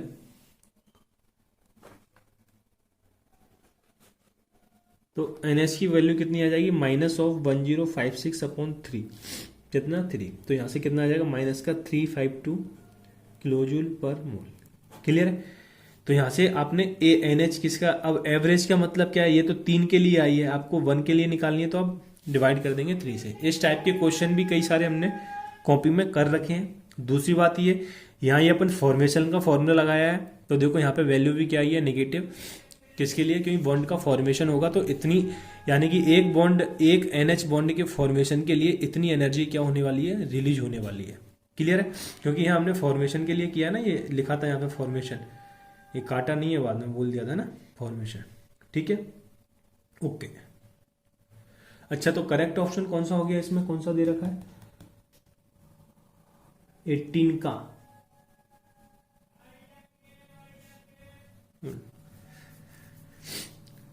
18 का इसमें करेक्ट ऑप्शन कौन सा दे रखा है, इसमें मतलब प्लस में वैल्यू दे रखी है, वो डी ऑप्शन है इसका करेक्ट, बट इसमें डी क्या दे रखा है प्लस में, वो किस में आना चाहिए माइनस में। तो ऑप्शन में यानी कि आप उसमें क्या कर लोगे, करेक्शन कर लोगे और उसको कितना कर लोगे माइनस का, है ना, किसका कर लोगे माइनस का 352, किसमें आपकी सीट में। ठीक है, ओके। अब इसके बाद हम चलिए चलते हैं क्वेश्चन नंबर 122 यानी 122। तो इस क्वेश्चन का क्या कहना है, जैसे कि क्वेश्चन का कहना है the bond dissociation energy for Cl2, I2 and ICl are, आपको क्या दे रखा है bond dissociation enthalpy, bond dissociation enthalpy, enthalpy आपको दे रखी है किसके लिए Cl2, I2 एंड ICl के लिए। Cl2 के लिए दे रखी है 242.3, I2 के लिए दे रखी है 151 एंड इसके लिए 211.3।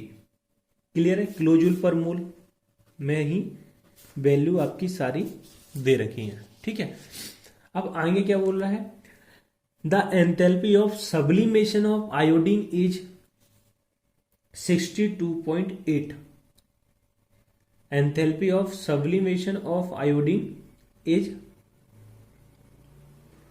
सब्लिमेशन ऑफ आयोडीन का मतलब क्या है कि वो सॉलिड से किस में जा रही है आयोडीन, गैस में, I2 गैस में, ये होता है किसका सब्लिमेशन का मतलब। इसकी जो एंथैल्पी दे रखी है 62.8। क्लियर है, ठीक है। आगे क्या बोल रहा है, the enthalpy of solid iodine, इसकी किलोजूल, ये भी किलोजूल पर मोल में है ना, किलोजूल पर मोल। आगे इनका कहना है what is the standard enthalpy of formation of ICl gas nearly equal to, मतलब फॉर्मेशन ऑफ ICl आपको बताना है, क्या बताना है फॉर्मेशन ऑफ ICl, है ना। तो ICl के फॉर्मेशन की रिएक्शन पहले लिख लो, ICl का क्या कराना है फॉर्मेशन कराना है, सही बोल रहा हूं ना, ठीक है। ICl का फॉर्मेशन कराना है तो सबसे पहली बात कि I2 फॉर्म में होता है, वो भी किस फॉर्म में, सॉलिड फॉर्म में, Cl2 गैस फॉर्म में होती है, वो भी गैस फॉर्म में। क्लियर है, और ये फॉर्म होगा ICl, तो ये हो गया फॉर्मेशन। बट यहाँ I एक है तो 1/2 कर दोगे, Cl भी एक है तो 1/2 कर दोगे। क्लियर है। अब इसकी फॉर्मेशन की वैल्यू बताना है, डेट मीन्स इसमें बोल सकते हो जो डेल्टा HR है वही क्या है delta H formation of ICl है। क्लियर है, ये वैल्यू आपको कैलकुलेट करनी है। हालांकि ऐसे हम बहुत सारे क्वेश्चंस कॉपी में कर चुके हैं। तो अब ये वैल्यू आएगी कहां से, तो आपको बॉन्ड डिसोसिएशन की वैल्यू दी है। तो बॉन्ड डिसोसिएशन का मतलब क्या है कि Cl2 डिसोशिएट हो रहा है गैस 2Cl में। बॉन्ड डिसोसिएशन का मतलब यही है ना कि जो Cl और Cl में बॉन्ड था ये ब्रेक हो रहा है ना। ये 2Cl में, और इसकी जो डेल्टा एस की वैल्यू दे रखी थी 242.3, इसको मैं नाम दे दिया इक्वेशन नंबर फर्स्ट। सेकंड, आपको I2 के डिसोसिएशन की वैल्यू दी है। I2 सॉलिड फॉर्म में था तो ये 2I में डिसोशिएट होगा। डिसोसिएशन हम बता चुके थे अपने कंस्टिट्यूएंट आयंस में, सॉरी एलिमेंट्स में, वो क्या होता है, टूट जाता है। तो सॉलिड से 2I में इसकी जो डेल्टा एच की वैल्यू दे रखी थी 157, इसको नाम दे दिया इक्वेशन नंबर 2। लास्ट आपको जो वैल्यू दे रखी है ICl की, ICl किस में डिसोशिएट होगा, I प्लस का Cl में, I प्लस का Cl में। इसकी वैल्यू दे रखी है क्योंकि ICl किस में जाएगा, ये ICl में बॉन्ड होगा तो ये ब्रेक होगा, तो एक I आएगा एक Cl आएगा। इसकी वैल्यू दे रखी है 211.3। ठीक है, आपको फाइनल इक्वेशन कौन सी चाहिए, ये वाली, क्योंकि इसकी डेल्टा एच की वैल्यू आपको कैलकुलेट करना है। तो अब ये वाली इक्वेशन आपको लेके आनी है। तो ये वाली इक्वेशन कैसे लेके आ सकते हैं हम, तो इस वाली इक्वेशन को लाने के लिए आपको क्या करना पड़ेगा, 1/2 से मल्टीप्लाई इसमें कर दो, किसमें, इक्वेशन नंबर सेकंड में, इस वाली में, plus 1/2 into equation number first minus of equation number 3, और ये कौन से आपका इक्वेशन नंबर 3, और ये फोर्थ अपन ने लिखी नहीं है अभी, फोर्थ इक्वेशन में यहां लिख दे रहा हूं ना, I2 सॉलिड से I2 गैस, इसकी जो डेल्टा एच की वैल्यू है 62.8, ये है equation number 4, and plus of 1/2 into equation number 4। ठीक है, समझ रहे हो ना। अब देखो मैं इसको बार बार सारी इक्वेशन तो नहीं लिखूंगा, मैं आपको मेन ये बता दिया कि इसमें क्या क्या प्रोसेस करनी है। कुल मिला के ऐसे अपन बहुत सारे क्वेश्चंस किए थे कि आपको इन सारी रिएक्शन से कैसे भी करके ये वाली रिएक्शन लेके आनी है। तो आप इनमें ये चेंज करोगे तो ये रिएक्शंस ऊपर वाली आ जाएगी। फिर भी आप एक बार देख ही लो यार, जैसे इसमें I2, आपको ये वाली रिएक्शन चाहिए, I2 कितना चाहिए, 1/2, इसलिए देखा मैंने इस रिएक्शन में कितने से मल्टीप्लाई किया, 1/2 से, तो ये I 1/2 बन जाएगी। कितना बन जाएगी, 1/2, समझ रहे हो ना, 1/2 से मल्टीप्लाई करोगे तो आपको ये चीज मिल गई। ठीक है, आपको जो चाहिए उसे करते जाओ, बाकी तो अपने आप कैंसिल आउट हो जाएंगे। अब आपको देखो Cl2 कितना चाहिए, हाफ, तो इसलिए देखो 1 वाली इक्वेशन में मैंने क्या किया, 1/2 से मल्टीप्लाई किया है, तो Cl2 भी आपका कितना मिल जाएगा, हाफ, यानी कि रिएक्टेंट साइड का आपको मिल गया। अब प्रोडक्ट साइड में जाना है, तो माइनस तो इसलिए किया क्योंकि कैंसिल आउट हो जाए इसलिए। ठीक है, जैसे 3 वाली मैंने माइनस की है, तो 3 वाली में ये है आपकी 3 वाली रिएक्शन ICl वाली, तो ए माइनस किए तो इसे ICl आपका क्या हो जाएगा, जो इधर ICl आ रहा होगा इस साइड में, या माइनस का मतलब क्या है, आप इसको उल्टा लिखोगे, ICl उधर जाएगा, आपको इधर क्या चाहिए, ICl चाहिए, तो आपको ICl भी मिल गया। प्लस 1/, इसको प्लस क्यों किया है, अब जो I2 था और I2 गैस था वो क्या हो जाएंगे, कैंसिल आउट हो जाएंगे इसमें से जो रिमेनिंग बचेंगे। ठीक है, जो Cl जो बचेगा, हालांकि आप इसको ऐसे लिखोगे इस फॉर्मेट में तो आपको फाइनल वैल्यू पता चल जाएगी। अब हमको ये पता है कि इसको कैलकुलेट करने के बाद हमको फाइनल वैल्यू मिल जाएगी 1/2 I2 solid plus 1/2 Cl2 gas, और यहां से हम क्या जाएंगे ICl गैस में। क्लियर। तो अब इससे जो आप कैलकुलेट करने के बाद जो डेल्टा HR की वैल्यू आएगी, है ना, क्वेश्चन नंबर 122, वो आपकी आएगी अप्रोक्स 16.8 किलो जूल पर मोल, है ना। अप्रोक्स, वैसे क्वेश्चन में भी बोला है नियरली किसकी होगी, तो किसकी होगी 16.8 किलो जूल पर मोल, है ना। जब इन सबको आप क्या करोगे, कैलकुलेट करोगे इस हिसाब से। ठीक है, तो उम्मीद करता हूं कि आपको क्लियरिटी हो गई होगी। ठीक है, अब इसके बाद आपको हम लिए चलते हैं क्वेश्चन नंबर 30 के पास।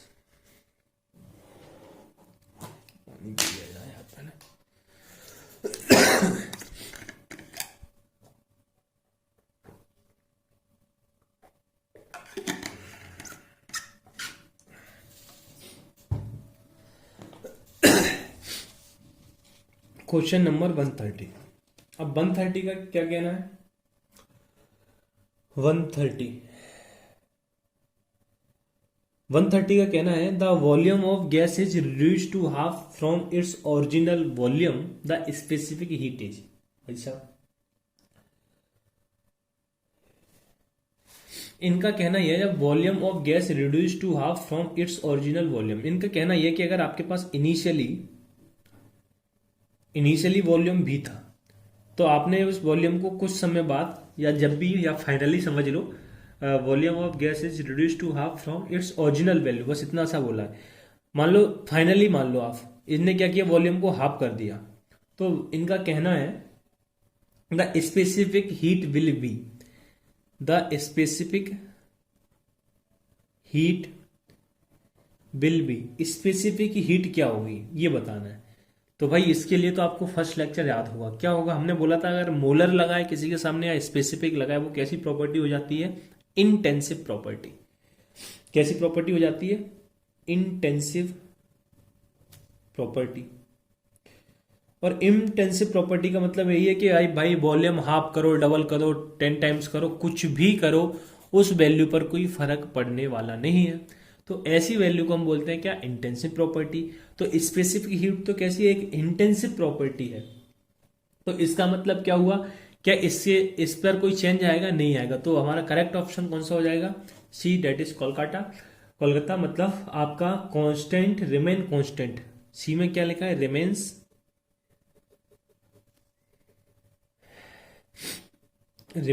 कांस्टेंट।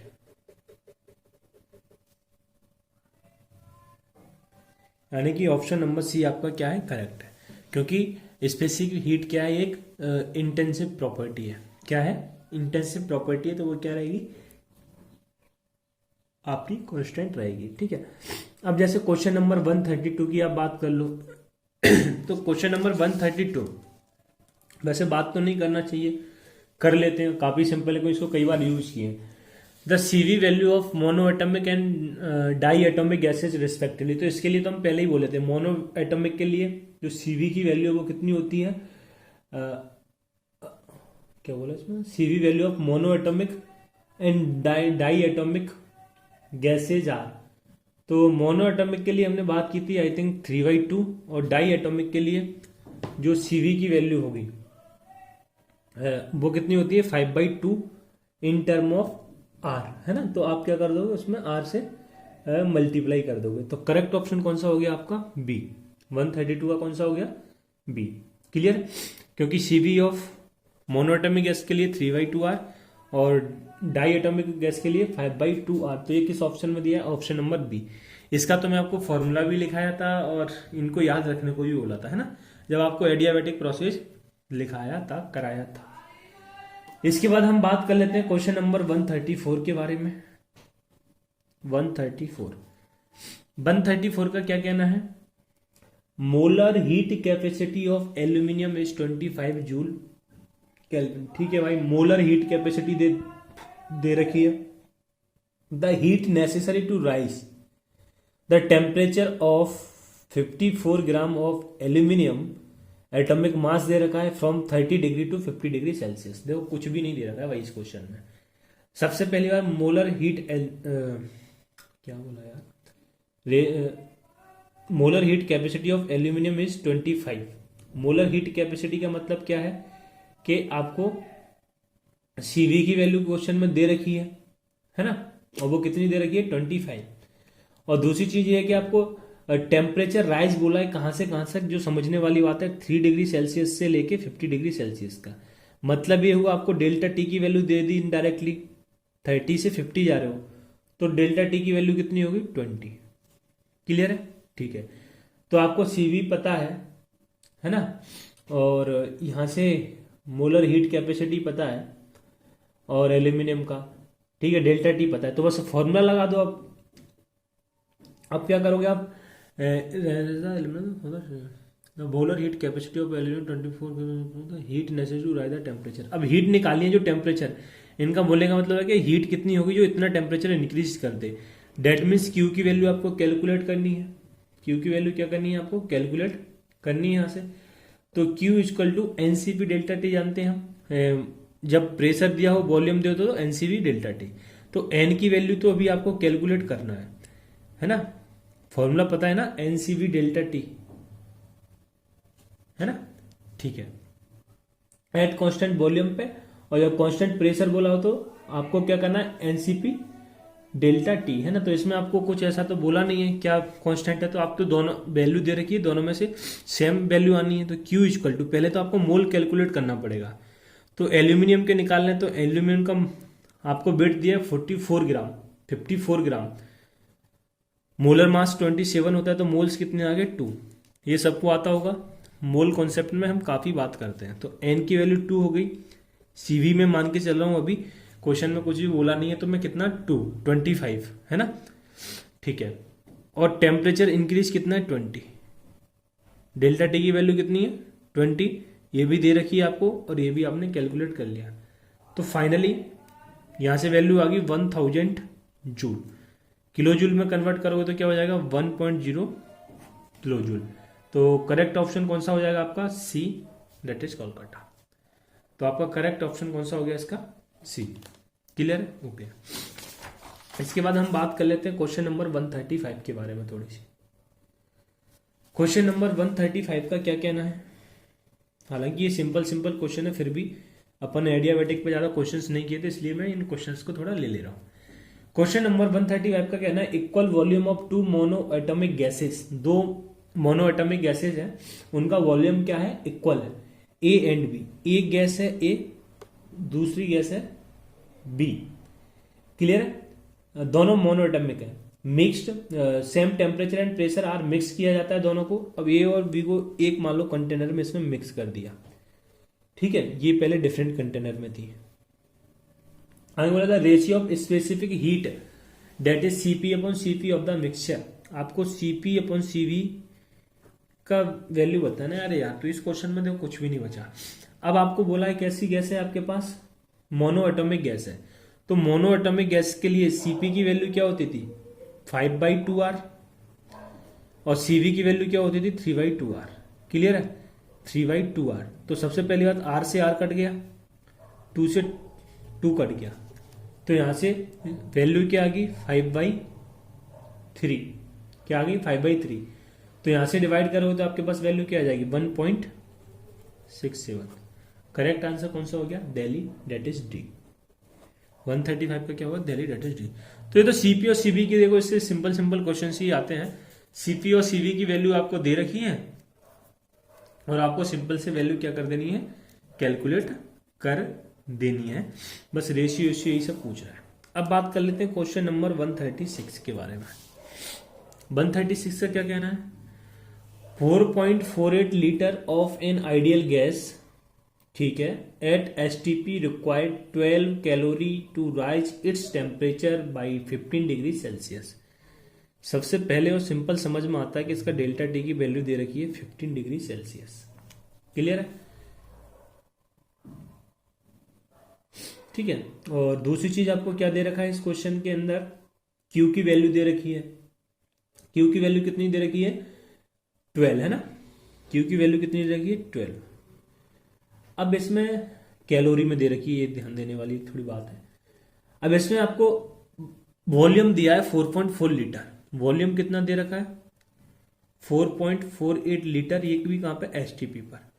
तो यहां से आपको एक चीज समझ में आना चाहिए कि यहां से आप नंबर ऑफ मोल्स के लिए चीज दी है, तो हम यहां से नंबर ऑफ मोल्स कैलकुलेट कर लेंगे जिस भी गैस की बात कर रहा है। तो गैस के नंबर ऑफ मोल्स कैलकुलेट करने का फॉर्मूला क्या होता है गिवन वॉल्यूम, जो कि आपको दिए रहता है, अपॉन एसटीपी पर जो वॉल्यूम होता है वो होता है 22.4 लीटर। ये होता नहीं है, होता था, है ना, होता था, बट अभी सारी बुक में जो वैल्यू चेंज नहीं की है, क्योंकि पहले जो स्टैंडर्ड वैल्यू थी एसटीपी पे वो 298 केल्विन और 1 एटीएम था, बट अभी आईयूपैक ने चेंज करके क्या बोल दिया 298 केल्विन और 1 बार। तो उस वजह से अब ये जो वैल्यू होती है वो कितनी हो जाती है 22.7 लीटर, किस पे एसटीपी पर। तो अब जो क्वेश्चन आते हैं आपको वैल्यू कितनी लेके चलनी पड़ेगी 22.7। क्लियर है, बट अभी अपन को ऑप्शन ये पुराने के हिसाब से ही दिया है 22.4 के हिसाब से, तो अपन उससे ही करेंगे, जैसे मतलब ये वैल्यू दी है जिससे थोड़ा आसान हो जाए। तो 4.48 अपन 22.4, तो यहां से जब आप इसको डिवाइड करते हो तो फाइनल वैल्यू आ जाएगी 0.2।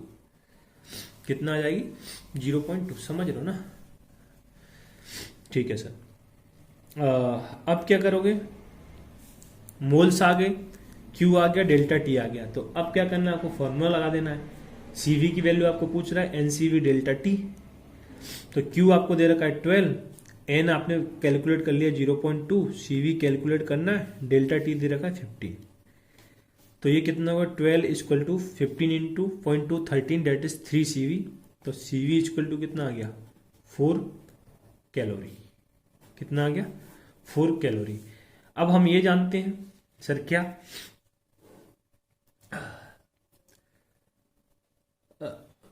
कांस्टेंट वॉल्यूम था, CP of the gases, CP बताना है आपको। तो हम ये तो जानते हैं ना, CP minus CV equal to R, clear है। तो सीपी इक्वल टू आप क्या लिख सकते हो, आर प्लस का सीवी, आर प्लस का सीवी। तो सीपी इक्वल टू क्या हो जाएगा आपके लिए, 4 प्लस का आर, क्योंकि सीवी की वैल्यू 4 कैलकुलेट कर चुके हैं। कैलोरी में तो आर की जगह कितना पुट करोगे, 2, डेट इज सीपी की वैल्यू कितनी आ गई, 6। कितनी आ गई, 6। तो करेक्ट आंसर कौन सा हो गया इसका, दिल्ली, डेट इज डी। अब देखो मजे वाली बात क्या है इसमें, कि जो बच्चे थोड़ा जल्दबाजी में रहते हैं वो सीधे सीपी की वैल्यू कैलकुलेट करते हैं और आगे चलते निकलते हैं, और उनको ऑप्शन में दिख भी जाता है। जैसे कि आप इस क्वेश्चन के ऑप्शन में देखोगे तो ऑप्शन नंबर बी आपको दे रखा है 4 कैलोरी।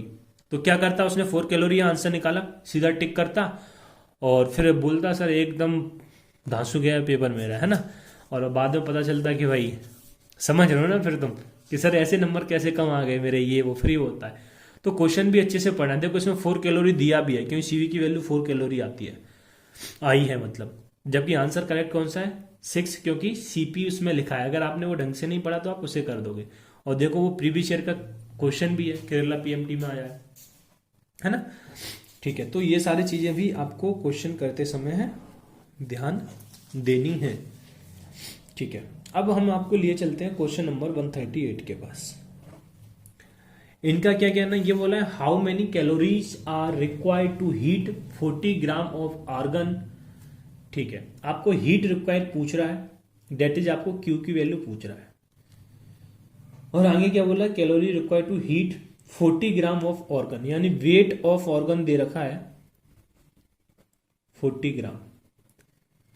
ठीक है, argon from 40 degree Celsius to 100 at constant volume. तो भाई मतलब डेल्टा टी की वैल्यू कितनी दे रखी है आपको, 60 डिग्री सेल्सियस। क्योंकि आप टेम्परेचर बोल दिया, ये 40 से कहाँ जा रहे हो, 100, 40 से कहाँ जा रहा है, 100, तो डेल्टा टी कितना हो गया, 16। डेल्टा टी पता है ना यार, डिफरेंस होता है। ठीक है, अब आपको एट कांस्टेंट वॉल्यूम बोला है, वो तो सीधी सी बात है। आर की वैल्यू भी बोल दिया कि आपको कैलोरी में लेनी है, डेट इज 2 कैलोरी पर मोल केल्विन। ठीक है, तो यार कुछ नहीं करना है, formula equal to n C v delta T. Q calculate करना है, एन पहले कैलकुलेट करना पड़ेगा। तो moles of argon given mass that is 40, molar mass भी कितना होता है 40, तो कितना आ गया 1। तो 1 और C v n C v delta T. अब यहां से देखो मजे वाली बात क्या हो गई इस क्वेश्चन में, मजे वाली बात ये होगी, आपको बोला नहीं है मोनो एटॉमिक है डाई एटॉमिक है कैसा है, बट आपको ये पता है, मतलब आपका और कॉन्सेप्ट इसमें आपको और थोड़ा मतलब कॉमन सेंस लगाना पड़ेगा कि ऑर्गन क्या है, इनर्ट गैस है। हमको पता है inert gas single mono atomic form में ही स्टेबल करती हैं मतलब, और ए आर कैसा है आपका, मोनो एटॉमिक। कैसा है, मोनो एटॉमिक। और पता है मोनो एटॉमिक आर्गन क्या है, एक इनर्ट गैस है, और इनर्ट गैस क्या करती है, मोनोएटॉमिक फॉर्म में एग्जिस्ट करती है। तो अब यहां से ही आपको कैलकुलेट करना पड़ेगा कि सीवी कितना हो जाएगा, 3r/2। देख रहे हो कितनी चालाकी कर दी, क्वेश्चन में मेंशन ही नहीं किया है। ठीक है, तो अब हम यहाँ क्या पुट कर देंगे, 3r/2। आर की जगह 2 कैलोरी बोल रखा है तो आप 2 रख दोगे, 2 डेल्टा टी दे रखा है 60, तो यहां से यहाँ कैंसिल हो जाएगा 2। तो Q इक्वल टू कितना आ गया, 36 18 180। तो Q की वैल्यू जैसे कि आप देख पा रहे हो कितनी आ गई, 180। Option number Delhi, D. कौन सा करेक्ट है, Delhi, that is D. Clear है, ओके सर। अब इसके बाद हम आपको सीधे ले चलते हैं क्वेश्चन नंबर 142 के पास। अब 142 का क्या कहना है इसका भी थोड़ा सुन लेते हैं। 142 कहाँ मिलेगा ये, इधर। ठीक है भाई, देखो 142 का कहना है when 1 mole of ice at 0 degree Celsius and 4 mm of Hg is converted to water vapor at constant pressure and temperature। इनका बोलने का मतलब ये है कि आपके पास 1 मोल क्या है, आइस है, तो n की वैल्यू 1 दी है एट 0 डिग्री सेल्सियस। सेल्सियस हालांकि इसको लिखने की जरूरत नहीं है ना, प्रेशर को जरूरत नहीं पड़ेगी इनकी। 4.6 mm Hg, ठीक है, आपको क्वेश्चन में दे रखा है। ठीक है, और आगे आपको बोल रहा है the latent heat of fusion of ice is 80 calorie per ग्राम।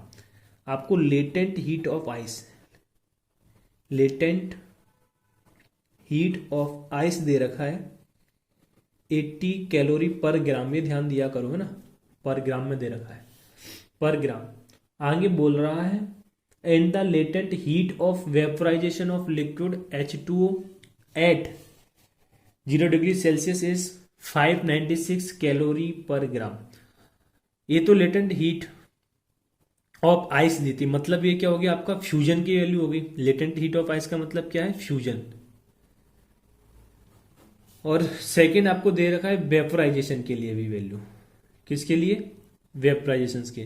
तो latent heat of vaporisation, L यानी लेटेंट हीट, वी यानी वेपोराइजेशन, इसकी वैल्यू दे रखी है 596 कैलोरी पर ग्राम। क्लियर है। हाँ, आगे बोल रहा है what is delta H of process in calorie पर मोल। आपको डेल्टा एच बताना है किसमें, कैलोरी पर मोल में। करेक्ट, ठीक है। अब देखो कुछ भी नहीं है, बहुत सिंपल है। पहले आप प्रोसेस समझो। सबसे पहले क्या हो रहा है, आइस से आप जा रहे हो लिक्विड में और लिक्विड से जा रहे हो वेपर में। क्लियर है। तो इसमें जो आप आइस से लिक्विड में जाएंगे तो इसमें लेटेंट हीट ऑफ फ्यूजन होगा, क्योंकि ये सॉलिड से आप कहां जा रहे हो, लिक्विड में जा रहे हो। तो इस प्रोसेस को क्या बोलते हैं, इसलिए मैं यहां फ्यूजन लिखा कि आइस, ये आइस क्या है, सॉलिड है, ये लिक्विड है, तो इसको हम क्या बोलते हैं, फ्यूजन। तो लेटेंट हीट देगी, तो latent heat of fusion. Latent heat का मतलब है कि 1 ग्राम के टर्म में बात करते हैं अपन, है ना, ये सब थ्योरेटिकल पढ़ चुके हैं अपन। तो यानी latent heat of fusion, ice कितना दे रखी है आपको, 80। क्लियर है, यूनिट ऊपर लिख चुका हूं तो यहां नहीं लिख रहा। और लेटेंट हीट ऑफ वेपोराइजेशन मतलब आप लिक्विड से वेपर जा रहे हो, ये दे रखी है आपको 596। ठीक है, डेल्टा एच कैलकुलेट करना है। ठीक है, तो भाई ये तो आपको दे रखी है किसके लिए, लेटेंट हीट ऑफ वेपोराइजेशन मतलब पर ग्राम, ये पर ग्राम। जबकि आपको कैलकुलेट करनी है 1 मोल के लिए, किसके लिए, 1 मोल के लिए। 1 मोल का मतलब क्या हो गया, 18 ग्राम ऑफ वाटर, क्योंकि H2O लिखोगे ना भाई, और H2O को अगर ग्राम में कन्वर्ट करोगे तो कितना हो जाएगा, 18 ग्राम मोलर मास इसका, 16 ऑक्सीजन का, 2 हाइड्रोजन का। तो मतलब ये हुआ 1 ग्राम के लिए इतना है, तो 18 ग्राम के लिए कितना हो जाएगा, 18 से मल्टीप्लाई कर दोगे। सेकेंड चीज, ये भी 1 ग्राम के लिए इतना है, तो 18 ग्राम के लिए कितना हो जाएगा, 18 इंटू 596। अब बात आती है सर एड ही क्यों कर रहे हो, क्योंकि आपको क्वेश्चन में क्या बोला है, convert the constant pressure the latent heat of fusion ice इतना दिया, the latent heat of vaporisation what's is delta H of the process in calorie. Delta H पूछा है प्रोसेस में, तो प्रोसेस तो आपकी कहां से क्या हो रही है, आप आइस से जा रहे हो कहां, वेपर में, तो ये दोनों स्टेप उसमें इन्वॉल्व हो रही हैं। तो फाइनली आप इसको कैलकुलेट करोगे तो जो डेल्टा एच की वैल्यू आने वाली है वो कितनी आ जाएगी, 12168 कैलोरी पर मोल। तो ऑप्शन नंबर 12168 कौन सा है, कोलकाता, दैट इज सी। तो करेक्ट आंसर आपका कौन सा हो गया, सी। क्लियर है। अब हो सकता है आपसे, हो सकता है क्या मैं बता दूं आपसे, अगर डेल्टा ई पूछता तो आप रिलेशन हम यूज कर लेते, delta H equal to delta E plus का डेल्टा एनजीआरटी। अगर आपसे डेल्टा ई भी पूछता तो, इस क्वेश्चन में नहीं पूछा, क्वेश्चन यहाँ तक खत्म हो जाता है। तो डेल्टा एच आपको पता है, डेल्टा एनजी आप यहां से निकाल लोगे, वेपर माइनस सॉलिड आइस, तो कितना आएगा 1। आर और टी की वैल्यू क्वेश्चन में दे रखी है, आर की जगह कैलोरी में तो 2 लेते हैं, टेम्परेचर आपको दे रखा है 0 degree Celsius, that is 273 kelvin. ठीक है, तो उम्मीद करता हूं क्लियरिटी हो गई होगी। ये कौन सा था भाई, 142 है ना। अब इसके बाद हम आपको लिए चलते हैं 147 के पास। Question question question 147। अब इनका क्या कहना है 147 का? इन भाई साहब का कहना है, कहाँ गया भाई, 3 moles of an ideal gas. Very good. कितने मोल्स बोल दिए? 3 मोल लिख लिए भाई। 3 moles of an ideal gas expanded spontaneously into vacuum। वाह। The work done will be, W की वैल्यू पूछ रहे हैं तो भैया W का फॉर्मूला पता है ना, W इक्वल टू माइनस का PXT डेल्टा V। PXT मतलब एक्सटर्नल प्रेशर डेल्टा V। तो भाई ये हम पहली बात कर चुके हैं कि जो एक्सटर्नल प्रेशर है इन वैक्यूम कितना होता है? 0 होता है। पता है कि नहीं पता? नहीं पता है तो अभी बता दिया। वैसे हम बात कर चुके हैं ना, फिजिक्स में भी कई जगह आप लोग पढ़ते होंगे। बस फॉर्मूले में वैल्यू पुट कर दो, P की जगह 0 पुट कर दिया, डेल्टा V की वैल्यू कुछ भी रखो, क्या फर्क पड़ता है? दी भी नहीं है क्वेश्चन में, है ना? समझ रहे हो ना? क्वेश्चन में आपको चेंज इन वॉल्यूम के बारे में कोई इन्फॉर्मेशन ही नहीं दी है, बस बोला एक्सपेंड कर रहा है, इतना बोला है ना? ठीक है, तो जब ये 0 तो पूरी वैल्यू क्या हो जाएगी? 0। 0 से मल्टीप्लाई करोगे 0। ठीक है, तो इसका मतलब आपका करेक्ट ऑप्शन कौन सा हो गया 147 का? 147 0, डेट इज डी। 147 का कौन सा हो जाएगा आपका करेक्ट आंसर? डी, है ना? Delhi, that is D. मतलब 0 वाला कौन सा है? और देख लो ये किसमें AIPMT मेंस में पूछा गया है, तो आंसर हो गया आपका डी। इसके बाद थोड़ी बहुत 148 की भी बात कर ले रहे हैं। इसने क्या बोला? When 1 mole of an ideal gas. चलो इनने अब 1 मोल बोल दिया है, चलो एन की वैल्यू 1 दे दिया है। Expanded isothermally at 37 degree Celsius. Isothermally बोला है, टेम्परेचर दिया है 37 डिग्री सेल्सियस। आइसोथर्मली, ध्यान दो, आइसोथर्मली मतलब टेम्परेचर कांस्टेंट, यही तो हुआ। ठीक है, मतलब डेल्टा टी क्या हो गया? 0। हाँ सर, अब तो कई लोगों ने आंसर भी दे दिया होगा। फ्रॉम 50 लीटर टू 25 लीटर, 50 नहीं 15 लीटर टू 25 लीटर, मतलब डेल्टा V की भी वैल्यू दे दी भाई सामने। कितनी है? 10, क्योंकि V1 आपको कितना दे रखा है? 15, और V2 दे रखा है कितना? 25, तो डेल्टा V कितना आ जाएगा? 10।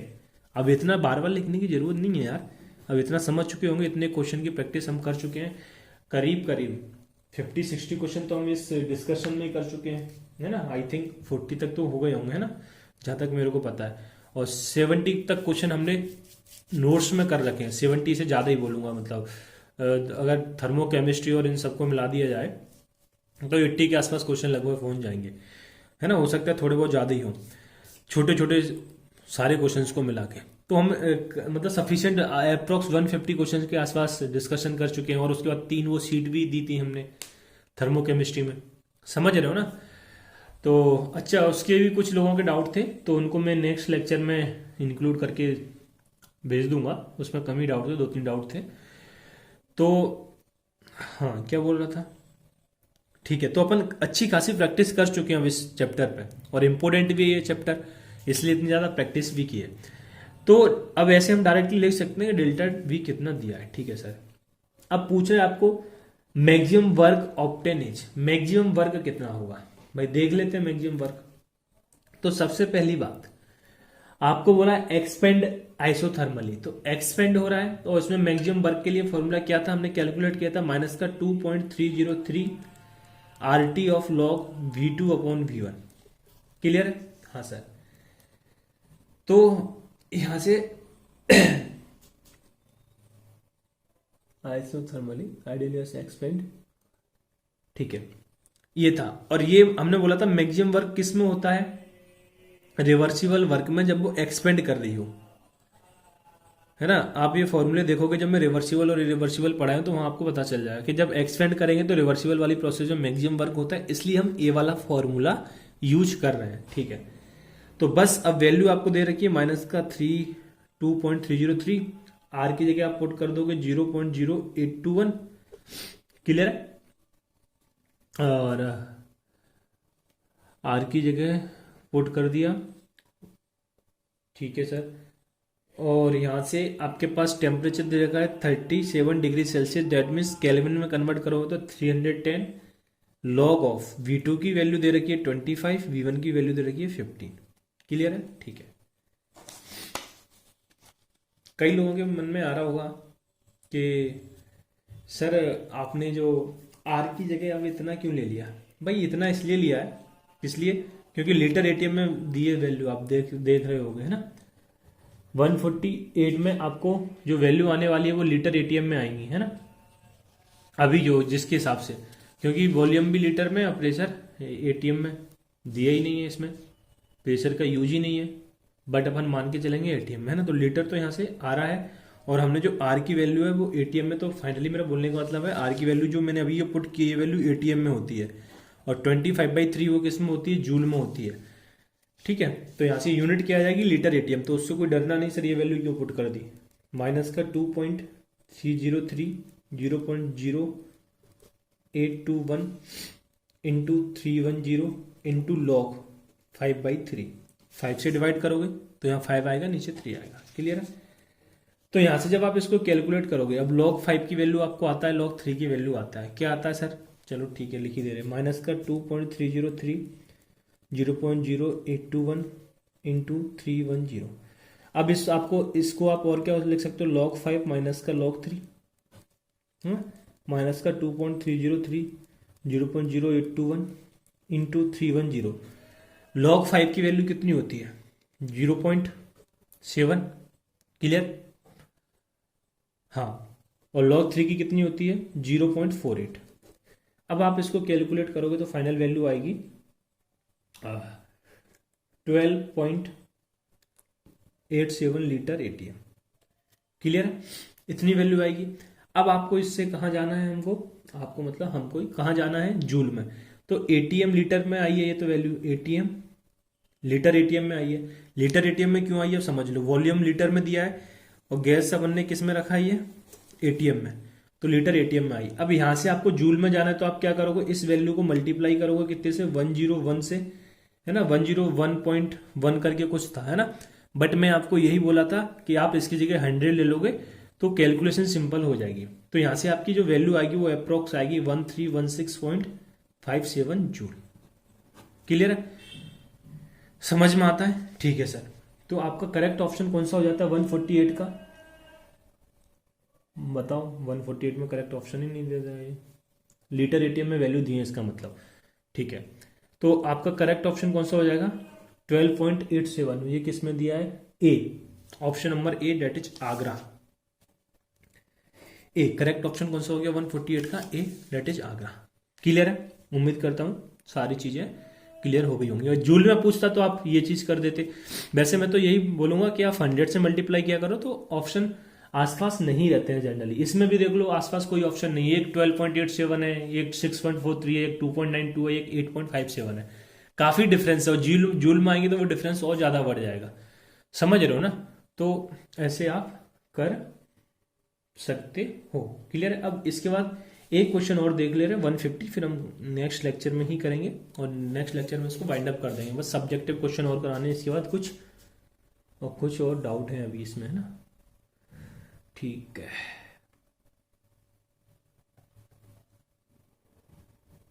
वन फिफ्टी का क्या कहना है? 1 mole of an ideal gas is expanded freely. Very good. Freely का मतलब ही क्या हो गया? P external 0। ये हम बता चुके हैं पहले ही जब ये आइसोथर्मल प्रोसेस पढ़ाया था। 1 mole of an ideal gas is expanded freely and isothermally मतलब डेल्टा टी भी कितना हो गया? 0। समझ रहे हो ना? मतलब टी कांस्टेंट तो डेल्टा टी भी कितना हो जाएगा? 0। आगे इनका कहना है टेम्परेचर दिया है 300 केल्विन, तो वो कांस्टेंट हो गया। टी इसमें क्या है? कांस्टेंट आइसोथर्मल का मतलब। ठीक है, आगे बोला है from 10 litre to 100 litre. 10 litre से कहां जा रहा है? 100 लीटर तक, मतलब डेल्टा वी की वैल्यू कितनी हो गई? 90 लीटर। क्लियर है? और आपसे पूछ रहा है क्या sir? The value of delta H is, ये भी BHU में पूछा गया क्वेश्चन है। डेल्टा एच की वैल्यू कैलकुलेट करने को बोल रहा है, कुछ भी नहीं करना है। फॉर्मूला लगा दो, delta H equal to delta E plus का delta N G R T. Clear? तो यहां से सबसे पहली बार delta H equal to delta E, तो क्या हो जाएगा 0, क्योंकि डेल्टा ई क्या होता है एनसीवी डेल्टा टी। जब डेल्टा टी ही 0 है तो डेल्टा ई क्या हो जाएगा 0। इसकी जगह 0 पुट करोगे ना डेल्टा टी की जगह, तो फाइनल कितना हो जाएगा 0। तो इसकी जगह पुट कर दिया 0 प्लस, अब आ जाओ delta N G R T. तो डेल्टा एन जी, अब इस प्रोसेस में देखो आपको क्या बोला है, 151 mole open ideal gas expanded freely.